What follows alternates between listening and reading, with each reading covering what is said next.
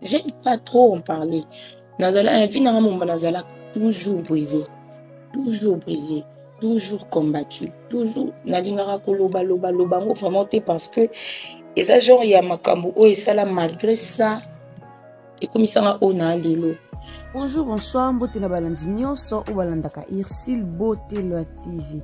Alors le loto y a une histoire choquante ya maman na biso Coquette, vraiment histoire moko o eza passe makasi.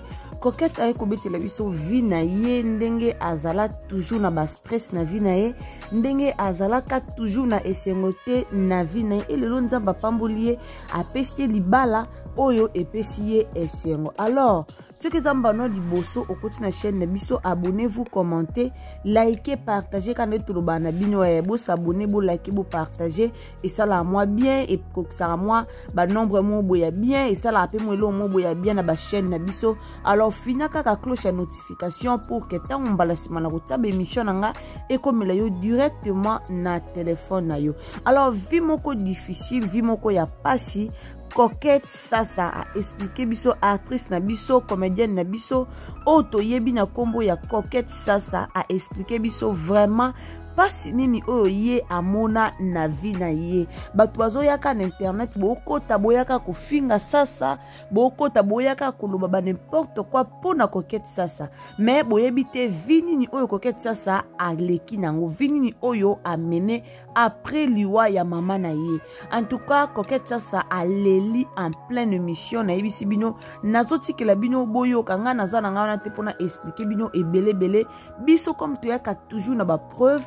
Alors ba preuve ezalinga nazotiela bino ba preuve botala comment Coquette sasa a souffra na vie na ye, vie nini difficulté nini o Coquette sasa akutana nango na vie na ye. Alors ndeko okoti kowela kobimate zala ona tina suka otala nini o ngana kotiela bino na suka. Alors bota ba j'aime bo maita ba j'aime bo commenter bo liker bo partager quand to senga bino ozui vidéo au partager et ça la rappelle moi malamu mingi. Toza na pona kotala ndeko na biso Coquette sasa en tout cas soza muto mawa soza poza muto yo olelaka facilement soza muto ya mawa vraiment na bisi yo na sengi na yo pardon za motema munene ya kosupporter nini o Coquette sasa azo bimisela biso eza pasi Coquette sasa azo regretter pe azo lela ke après liwa ya mama na ye makambo vraiment ya malamu te ekomela ye. En tout cas, Nzambe aza malamu, Nzambe apesi libala lelo, Nzambe apesi mwana o apesi libala, apesi lisusu esengo na vie, esengo o abungisa kala, Nzambe apesi yango lisusu na vie. Vraiment restez branchés chez Irsil Beauté Loa TV, abonnez-vous, commentez, likez, partagez. Bisous à vous. Soso wa bomba bana. Donc maman langa kofi galère bandi. Moi, je n'ai jamais vécu, la vie ne m'a jamais souri du côté sentimental, du côté peut-être affection. J'aime pas trop en parler. Nazala, vie dans mon Nazala toujours brisé, toujours combattu, toujours. Nalingara koloba loba loba vraiment parce que et ça genre il y a makambo et ça là malgré ça. Et comme ça, on a l'élo. Combat où est l'élo, ou surmonter avec l'aide de Dieu. Combat où est lobby, ou surmonter avec l'aide de Dieu. Tu es brisé. Après ma mère, ça aura 6 ans après la mort de ma mère. Pendant que j'étais dans la classe, à l'âge de 9 ans, dans l'après-midi, je me souviens, elle a 17 ans, elle est mourante.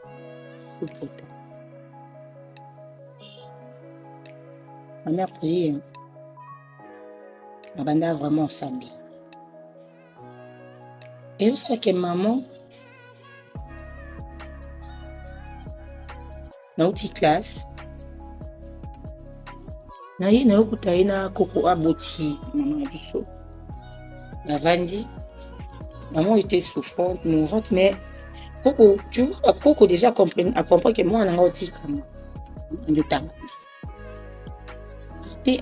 Moi, chez mon père, papa na biso abota biso na ba maman. Atuni l'aîné pas na ye. Elle est ou non elle est à l'église. Elle est à l'église. Abengi nga yaka na ye.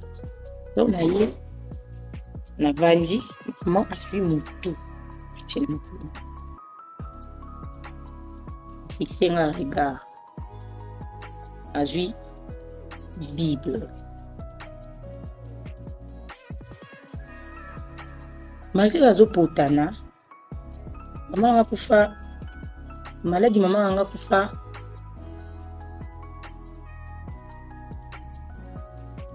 Ah.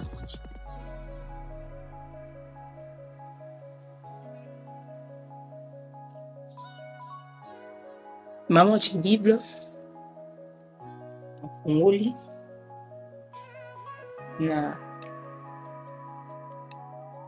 Éternel est mon berger, je ne manquerai de rien.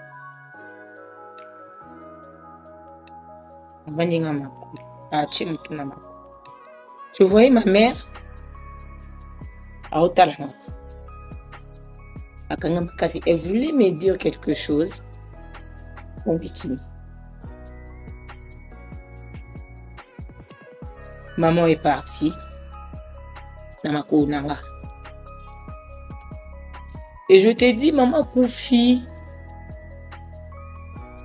avant ma mère, on vivait une galère. Il y a la galère sentimentale, la galère d'affection. Mais, les Arabes, ils ont galère peut-être colia, ou bien vie sociale. Mais après ma mère, place n'est parce qu'on a bien la galère et bandit. Tu sais la maman, azal kolara, soso a bomba bana. Donc maman langa kofi galère et bandit. Mais moi je n'ai jamais vécu, la vie ne m'a jamais souri du côté sentimental, du côté peut-être affection, j'aime pas trop en parler.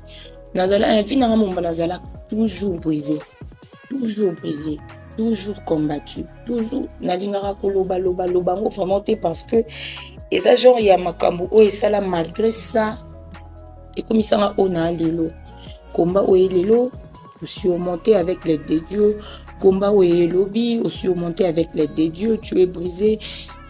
Après ma mère, ça aura 6 ans après la mort de ma mère. Et puis si passi kota la coquette ça ndenge abeti lisolo na ye en pleine émission et puis si vraiment passi bandeko nanga toyebi valeur à maman. En tout cas mutu nyonso ayebi valeur ya maman et puis bato babungisa ba mama bayebi pasi nini o esalaka kobungisa mama o amemi yo 9 mois na libumu, mama o azalaki wana pona ko soutenir yo na ba temps fort na ba temps faible et komona mama atiki yo et puis akufi na nzoto na yo. Donc na présence na yo ça fait mal et ça la passe douleur o coquette azaki nango tanga bande ko expliquer émission oyo. Peut-être bato bako sentir douleur o eza bato babungisa ba mama na bango.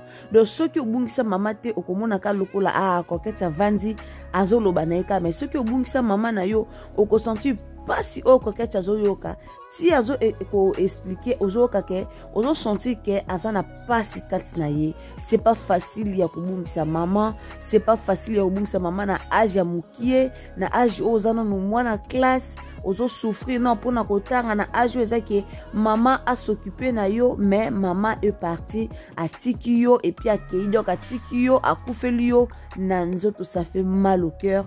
Allez lelo coquette azu libala na ye lelo coquette commence à zana esengo na biso ka tozuya ko pekisa esengo muninga biso ka tozuya ko publiaka biso ka tozuya ko seka ka eli susu, mais to ebite passe nini akuta na ngona vie. Vraiment nzambe wana ya lola o apesi yo mobali makoko, nzamba lola o apesi yo mobali, nzambe wana pe azala na yo na relation na yo, azala na libala na yo kino suka poto mona pe ba comédie belé babala ba divorcer ya tomona ba comédie belé babala ba divorce mais ngana osenga kana nzambo apesi makoko libala amema libala na ye tina suka kolanda ba camarade te kolanda loyenga bata théâtre te wana pena kolanda loyenge wana te libala ngozo mona batu mingi bazoloba loba pona libala ya makokete alors nzambe wana apesi yo libala amema libala na yo tina suka bote image azala mama na yo azala tata na yo yes azwa esika mama azwa esika ya papa pona ko consoler motema ya coquette sasa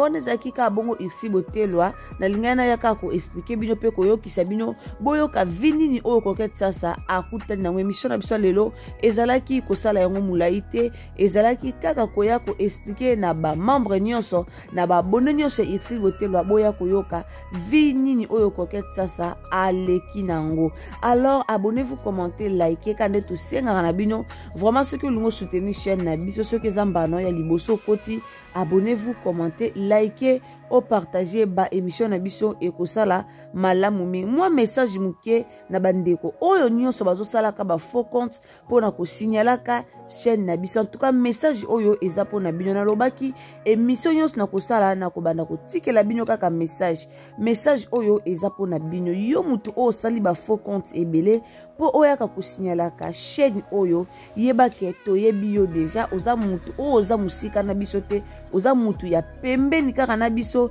pe oza mutu o obengaka biso po oyebaka ba information na biso après okendaka ko report chaîne na biso ma chérie na yebi nanga yo ma chérie na yebi yo ma copine na yebi yo mutu osala bongo mais yeba ke ndenge yo zo sala nga pe naza nanga na capacité ya ko sala ngo na chaîne na yo alors mi batela zwa penza kimia nzambe eza na yo ezo penza kimia po bino bokasaka eloko bino boza capable osala baninga pe ba capable osala te bino bokanisa bo me yeba ke eloko yo za capable osala muninga pe ape capable osala ngo pe na chaîne na yo mais na sengi yo kaka ozwa kimia ndeko na ngai soki na moni yo lisusu yeba ke tu ono tanga kombo na et puis so na tangi kombo na yo batebele ba oyina yo ozo prétendre koza malamu donc oza semblant oza malamu mais oza motema mabe mais soki na tangi kombo na yo baninga o kaka tozana bango entourage aux environs na biso bakoyina yo